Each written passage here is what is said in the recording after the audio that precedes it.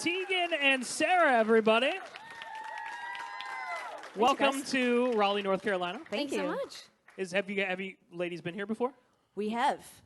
We have been We actually here before. played the venue we're playing tonight. We played like 2 summers ago with Paramore. This is where we kicked off the Paramore tour. Yeah. And we've played, there's an awesome venue here. Cat's Cradle. Yep. Yeah. We've played there. I've played another venue too. We've been here quite a lot over the years. We like it. Mostly doing our North own Carolina stuff, fans. actually. Yeah. North Carolina, they love you. Thank you. Imagine we were somewhere and you're like, they're not that into you here, but we're doing our best to try to change it. Well, congrats on your 7th studio album, Heartthrob. Thank doing you. very well. Clearly, the single Closer has just been gigantic this summer, so congrats on that. Thank you. And I just saw that Katy Perry, she's going to be doing like a benefit concert. Yep. And you guys are signed on to that. Yeah, she's doing a concert at a really neat venue in Los Angeles called the Hollywood Bowl, and she's got Ellie Goulding and Sarah Bareilles and us. And I think there's going to be a couple other acts announced as well, but it's for a organization called We Can Survive, and it's a breast cancer awareness kind of organization. And we said yes for many reasons, but one of them was that, and the other is because we love Katy Perry. So really works out for us. Who's your favorite to work with, perform either on stage or in the studio? Like Sarah or Katy Perry? Yes.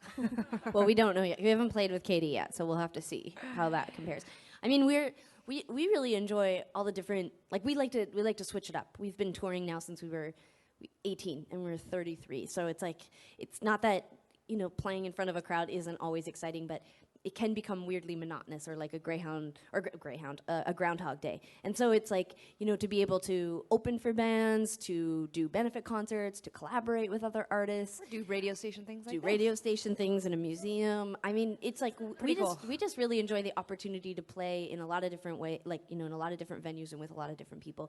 We're also, we're songwriters, we're really into the process of going into the studio and writing songs and working with other musicians and producers. It's a little bit more of a private, sort of introverted part of what we do, and so I really enjoy that. And, we're just really lucky. Every time we get a little bored of what we're doing, it seems like we're getting to do something different. I want to get a couple thoughts on some things. Number one, you can't really turn anywhere socially without hearing the name Miley Cyrus. Mm-hmm. Your thoughts on her latest performances, antics, whatever you want to call it? I think that I've never been tapped into what Miley Cyrus was doing. I think, at the height of her sort of the Disney Hannah Montana thing, I was like in my 20s, and I was into like very abstract left-leaning music, and I was very out of touch with TV and popular culture and whatever. And since I've sort of tuned back in the last couple of years to what's happening on pop radio and becoming very interested in especially certain female artists like Alicia Keys and Beyonce, and just really kind of geeking out on the pop production and some of the crazy songwriting and all of that. I think that Miley Cyrus is a star. I mean, she's obviously a star, and she's got an amazing voice. I think she's an excellent singer. I love Wrecking Ball. I think it is just bulletproof. Like, if like Dolly Parton sang that song, it would just you'd start sobbing hysterically. I think it's interesting that Miley Cyrus is sort of this wild child, and she's doing all of these things that are sort of controversial and potentially maybe not totally thought out, and she's sort of upsetting the adults in the world and all of that stuff and whatever. But like, for me, I've seen that come and go. We talk about it all the time. Like, we just generationally, you see people, oh, those people are so bad, what's happening to the world, like all of that. And I don't really pay much attention to that. I think that's the point. You're supposed to be upset. You're supposed to feel uncomfortable. And if she didn't have the music or the voice to back it up, I wouldn't care, but I think she does. Very well said. Another thing, you guys are going to be not touring, but you're making an appearance with Paramore on their cruise. Parahoy. Parahoy. Somebody tweeted me today, and I just thought about this.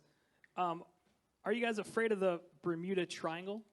Absolutely. There are a lot of fears. We'll add that one to the. We never have been on a cruise before, so when Paramore's people reached out and said that they were going to do a cruise and they wanted us to come along and play, I just right away was like, yes, we absolutely have to do this. But my girlfriend put it best. She was like, I'm sorry, what? Like, you're not a cruise person. So we've been shocking people all over the place because it definitely doesn't seem like something we would do. But we love Paramore. Honestly, we'd follow them to the moon. So if they want us to go on a cruise to the Bermuda Triangle, then I guess that's where we're going. I have one more question, then we'll let you finish up.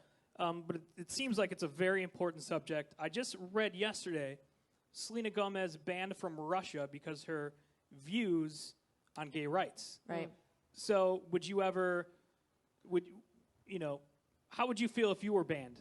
Well, I think that right now we sort of are banned. Right. As I don't gay think it people, would be I a think it surprise. goes without saying. We're giant gaylords, and so I think currently the thing that's a real shame, and this happens in a lot of there's lots of countries where where gay people do not cannot exercise the same freedom of speech that we experience here in North America or other places where we tour constantly, like places in Europe and Australia and New Zealand. We feel fairly comfortable being out and being gay and talking about our politics, and there are so many countries where it's not okay. And that's why we're out, and that's why we talk about it, and that's why we make it an issue that that other people, just whether they agree with us or they don't, it's important for us to be visible and to talk about it and to change people's minds.